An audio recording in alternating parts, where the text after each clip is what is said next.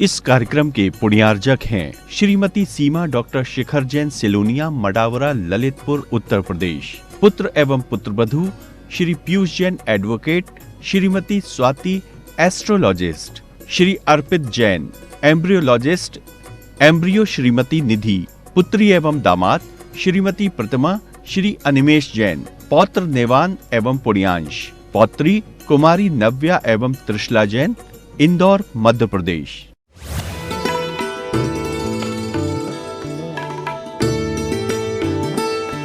अंतिम तीर्थेश वर्धमान स्वामी के शासन में हम से विराजते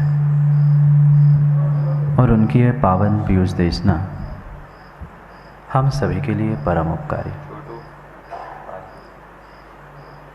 अनादिकाल से हमारी आत्मा में जो जन्म, जरा और मृत्यु रूपी रोग लगे, उन रोगों का उपशमन करने वाली कोई परम औषधि है तो वह एकमात्र यह जिनवाणी। भव्यात्माओं, भोगों को इतना भोगा कि खुद को ही भोग किसको सुनाया। आज तक इन पंक्तियों को दोहराते दोहराते सदियां बीत गए। सुबह उठकर उस पाषाण के भगवान के पास पहुंचकर कई बार इन पंक्तियों को हमने दोहराया। भोगों को इतना भोगा कि खुद को ही भोग बना डाला, साध्य और साधन का अंतर मैंने आज मिटा डाला। ये मात्र शब्दों में हमने उस पाषाण के परमात्मा को तो सुनाया, पर डॉक्टर साहब क्या भीतर के परमात्मा को सुनाया? नहीं सुनाया। हजारों बार इन पंक्तियों को हमने दोहराया होगा। कई बार कह दिया कि तृष्णा की खाई खूब भरी, खूब भरी, खूब भरी, पर रिक्त रही, रिक्त रही, रिक्त रही।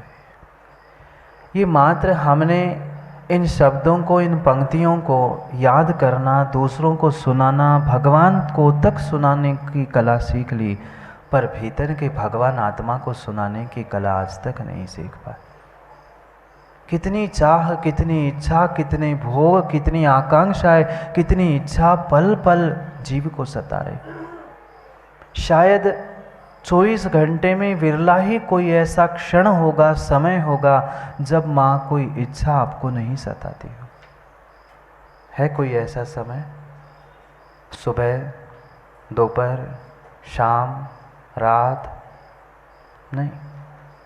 दिन भर खाया, रात भर खाया, मात्र खाते खाते पूरा समय बीत गया और सुबह उठकर खाली नहीं किया।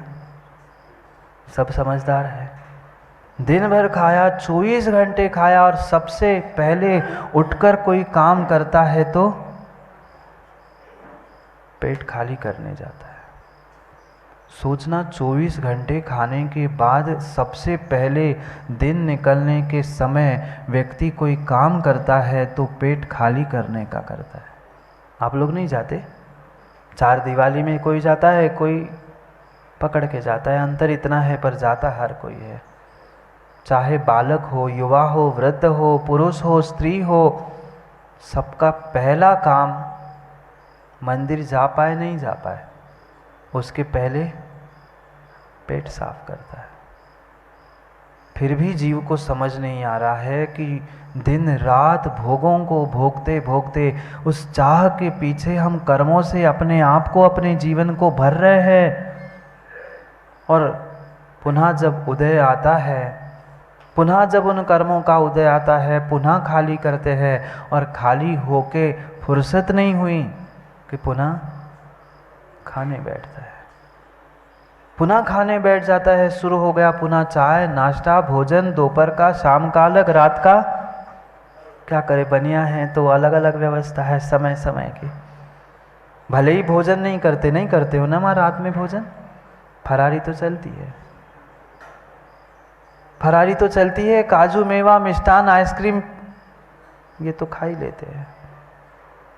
सोचना, भोगों के तरीके आपने बदल लिए हैं, चाह इच्छाओं को बदलने का आपने प्रयास किया है, पर समाप्त करने का आज तक पुरुषार्थ नहीं किया।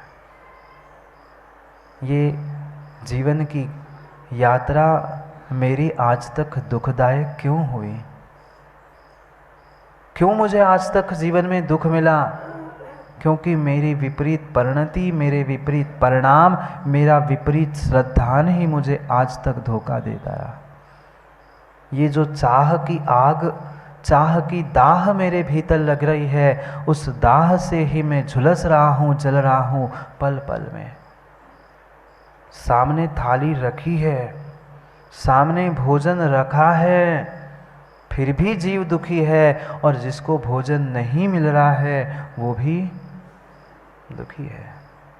मात्र 12 भावनाओं में तो पढ़ते रहे, वैराग्य भावनाओं में तो हम पढ़ते रहे, बिना पुत्र, कोई बिना पुत्र रो रहा है, कोई पुत्र मिलने पर भी रो रहा है, किसी को धन मिला सो रो रहा है, जिसको नहीं मिला, आप लोग कह रहे हो मुझे नहीं पता क्यों? क्योंकि इन साधनों को इकट्ठा करने से चाह मिटे, इच्छाएं समाप्त हो जरूरी नहीं है। हर व्यक्ति मात्र 1 रुपए की चाह लेके जी रहा है। 99 है, सबके पास 99 है। किसी के पास मात्र 99, किसी के पास 999, किसी के पास 9999, पर सबके पास है। 1000 है तो लाख चाहिए, लाख है तो करोड़ों चाहिए। 1 रुपए के पीछे, एक की चाह में वह पता नहीं कितनों के सामने वह भीख मांगता है। देखो, वे गुटखे खाने वाले, तंबाकू खाने वाले करोड़पति भी हो, पर पड़ोसी से पूछते थोड़ा सा चूना है? करोड़पति। दुनिया को करोड़ों बांटने वाले, करोड़ों अरबों का दान करने वाले, वे छोटे से ठोट के लिए पूछते हैं माचिस है? रास्ते पे आधी बुझी हुई ठूट उठा के कोई देख ना ले, चोरी से चूस लेते। ये चाह ही तो है। करोड़पति के घर में जन्मने के बाद भी तुम रोड़पति की हरकत नहीं छोड़ पा रहे हैं। ये कौन है? ये तुम्हारे एक एक इंद्रियों के विषयों की जो चाह सता रही है, वह चाह ही तुम्हें दुख दे रही है। क्यों नहीं रोक पा रहे हैं हम अपनी चाह को? क्योंकि भीतर की शक्ति को पहचान नहीं पा रहे, डरते हैं। क्या पता उपवास कर लूं, चक्कर आ गई तो? क्या पता मैं गुटखा छोड़ दूं और जी नहीं पाऊं तो? सदियां बीत गई। जिस सामग्री को गोलू मामा त्रियंश नहीं खाता है, उसे इंसान चाव चाव से खा रहा है। क्या स्थिति है? चाह है। कौन सा अमृत भरा है उस गुटखे में? कौन सा अमृत भरा है उस चाय में? चाय तो नहीं पीते ना? चाय तो छोड़ दी, पर चाय तो छोड़ दी अविनाश जी, पर चाहे तो पूछ रहा हूं।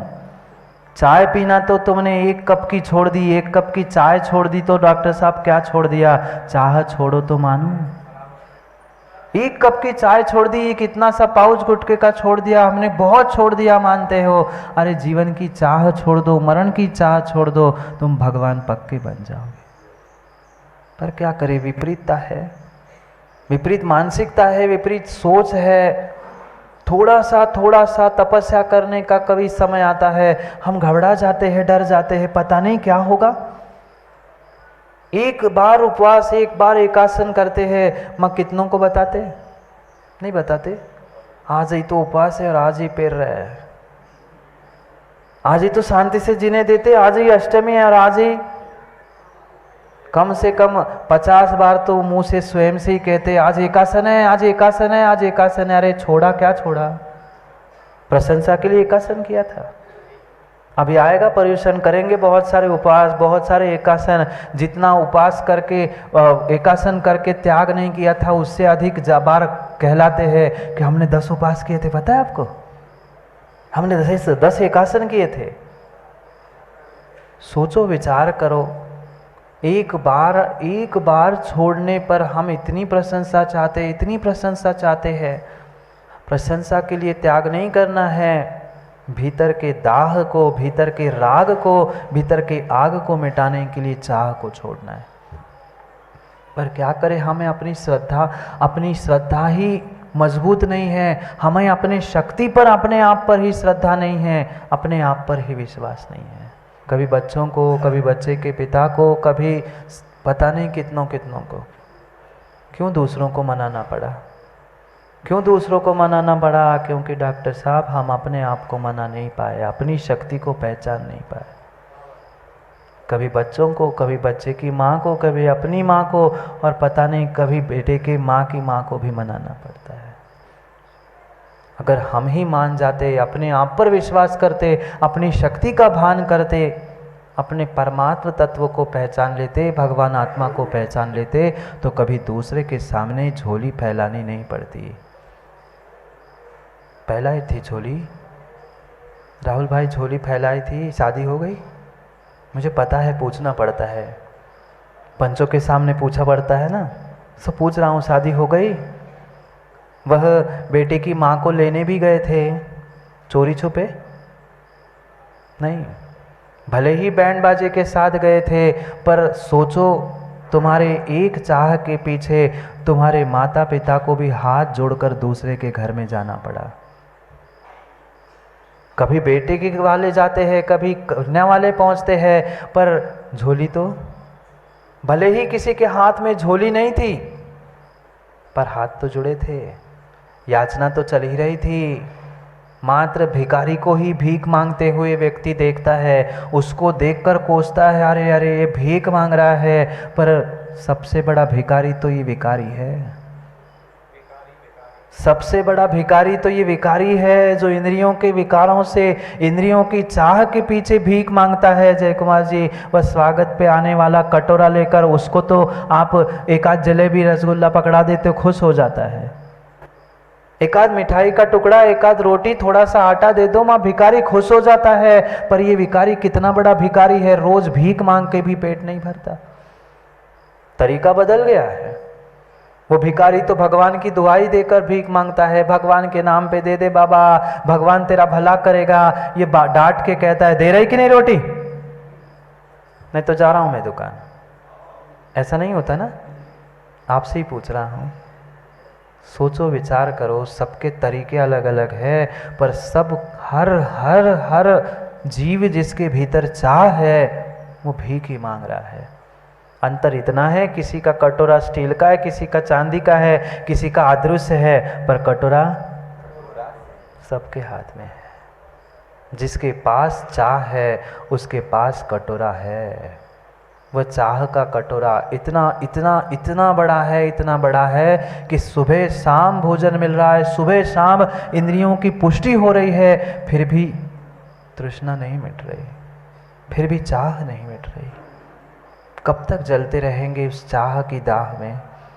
जितने दुख आज तक मिले हैं, विश्वास मानना ये भीतर की चाह के कारण मिल रहे हैं। और जब तुम्हारी चाह मिटेगी, तभी तुम सही राह पर पहुंच सकते हो। राह तो हम प्राप्त करना चाहते हैं, मोक्ष नहीं जाना चाहते, भगवान नहीं बनना चाहते, आत्मा का कल्याण नहीं करना चाहते हैं, पर राह कौन सी पकड़े है? चाह तो हमारी भगवान बनने की भी है, चाह तो बहुत कुछ करने की है, पर राह तो पल पल दुखों की राह चल रहे हैं और चाह सुख की कर रहे हैं। ये मात्र कहने की और दिखाने की बातें हैं कि हमें भगवान बनना है, हमें सुख अपने जीवन को सुखी करना है, पर तैयारी तो पूरी तो घर गृहस्थी में, व्यापार में किसकी तैयारी चल रही है? स्वर्ग जाने की? मोक्ष की पूछ ही नहीं रहा हूं मैं। स्वर्ग की भी तैयारी नहीं है, तैयारी तो नरक जाने की कर रहे हैं अविनाश भाई, और कह रहे हैं हम तो मोक्ष जाएंगे। ये मोक्ष तत्व का विपरीत श्रद्धान है, ये मोक्ष तत्व का विपरीत श्रद्धान है। जैसे ही कर्म की निर्जरा करने का समय आता है, तपस्या का समय आता है, हम दीनहीन हो जाते हैं, कमर दर्द करती है, पता नहीं कितने सारे शरीर के अंग अंग दर्द करते। कई सारी माताएं आती कहते महाराज जी हमने नियम लिया था, हमारा व्रत था, पर अब शरीर साथ नहीं दे रहा है, छोड़ दूं? छोड़ दो, पक्के में छोड़ दोगे, पक्के में नरक में या निगोद में पुनः टपक जाओगे। क्यों नहीं आत्मा की शक्ति को पहचान पा रहे हैं? मात्र और मात्र उस इंद्रियों के विषय की चाह के पीछे हम कितनी राह भटक रहे हैं, इसका निर्णय नहीं कर पा रहे हैं। राह भटकाने वाला कोई दूसरा नहीं है, राह से भटकाने वाला कोई दूसरा नहीं है। अगर कोई है तो तुम्हारी भीतर की चाह है। राह अलग नहीं है, राह तो एक ही है। दोनों तरफ अनंतता है, दोनों तरफ अनंतता है। एक तरफ अनंत सुख है, एक तरफ अनंत दुख है। एक तरफ अनंत संसार है और एक तरफ अनंत सिद्ध है। निर्णय हमें करना है, हमें अनंत सुख की ओर जाना है कि अनंत दुख की ओर जाना है। अगर मैंने चाह की, इच्छाओं की, विषयों की अगर मार्ग को, पथ को पकड़ने का पुरुषार्थ किया तो पक्का है अनंत दुख, अनंत संसार मिलेगा। और वही छोड़कर निशक्ति को प्राप्त करते संवर निर्जरा तत्व को प्राप्त करेंगे तो अनंत सिद्धों की श्रेणी में मोक्ष जाने की संभावना है। पर क्या करें, महाराज का तो काम कहना है। महाराज कहते हैं आपको क्या जाता है, आपके आगे ना पीछे।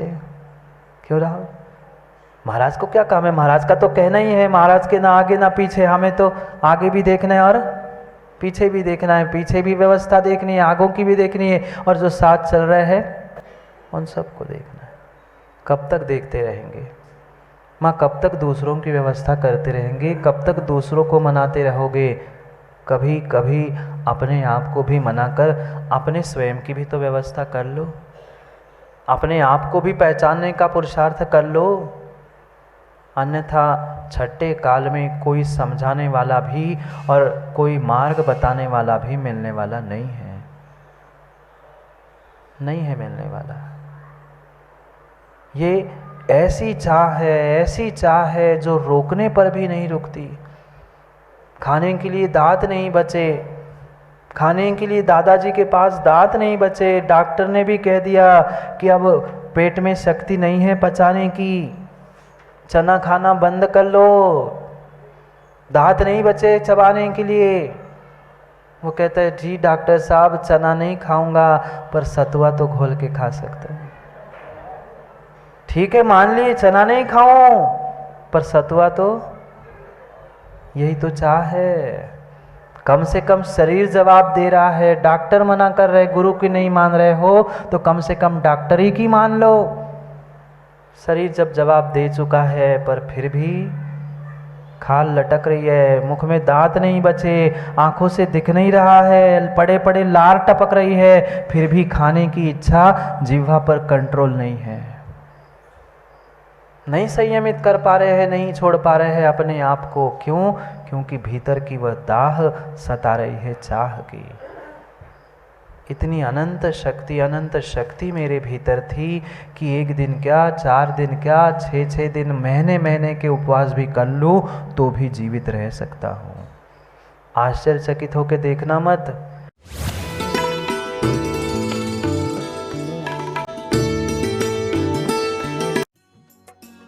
इस कार्यक्रम के पुण्यार्जक थे श्रीमती सीमा डॉक्टर शिखर जैन सेलोनिया, मडावरा, ललितपुर, उत्तर प्रदेश। पुत्र एवं पुत्रवधू श्री पीयूष जैन एडवोकेट, श्रीमती स्वाति एस्ट्रोलॉजिस्ट, श्री अर्पित जैन एम्ब्रियोलॉजिस्ट, एम्ब्रियो श्रीमती निधि, पुत्री एवं दामाद श्रीमती प्रतिमा, श्री अनिमेश जैन, पौत्र नेवान एवं पुण्यांश, पौत्री कुमारी नव्या एवं त्रिशला जैन, इंदौर, मध्य प्रदेश।